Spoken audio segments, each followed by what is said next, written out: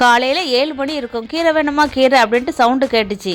ஐயோ கீரையா, இதோ வந்துட்டேன், உன்னை கண் தேடுதே அப்படின்ட்டு நான் கிளம்பிட்டேன். வெளியே வந்து பார்த்தா கண்ணுக்கு குளிர்ச்சியாக கீரைலாம் ஃப்ரெஷ்ஷாக இருந்தது. அவங்க கிட்ட தண்டு கீரை, அரைக்கீரை, மல்லி, புதினா, கருவேப்பிலை எல்லாமே ஃப்ரெஷ்ஷாகவே இருந்தது. அரைக்கீரை உதிரியாகவும் இருந்துச்சு, கட்டாகவும் இருந்துச்சு.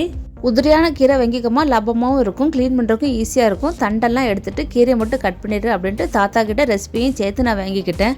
எல்லாத்துலேயும் ஒன்று வாங்கிட்டு எவ்வளோ தாத்தா அப்படின்னு கேட்டேன். 30 ரூபா அப்படின்னாங்க. என்ன தாத்தா சொல்கிறீங்க? 30 ரூபா? ஆமாம்மா 30 ரூபா தான். காய்கறி கடையில் 5 ரூபாய்க்கு மல்லி இலை தாங்கன்னு சொன்னால் இம்புட்டோண்டி கொடுப்பாங்க. இவங்க இவ்வளோவும் சேர்த்து 30 ரூபான்னு சொன்னது எனக்கு ரொம்ப ஆச்சரியமாக இருந்தது. கீரைகள் எல்லாத்தையுமே லைனாக அடுக்கி வச்சு பார்க்கும்போது கண்ணுக்கு குளிர்ச்சியாக பச்சை பச்சேன்னு இருந்தது. பெரும்பாலான மக்கள் கீரை அதிகமாக எடுத்துக்கிட மாட்டாங்க. அவங்க எப்படி எடுத்துக்கிடுவாங்கன்னா, இந்திய வரலாற்றிலே முதல் முறையாக அப்படிங்கிற மாதிரி எப்போமாவது எடுத்துக்கிடுவாங்க. வெஜ்ஜோட ராஜா ராணினா நான் கீரைகள் தான் சொல்லுவேன். ஏன்னா எல்லா வெஜிடபிளோட கீரைகளில் சத்து அதிகமாக இருக்கும். அவ்வளோதான் ஃப்ரெண்ட்ஸ், இந்த வீடியோவை இதோட முடிச்சுக்கிடுறேன். Okay bye.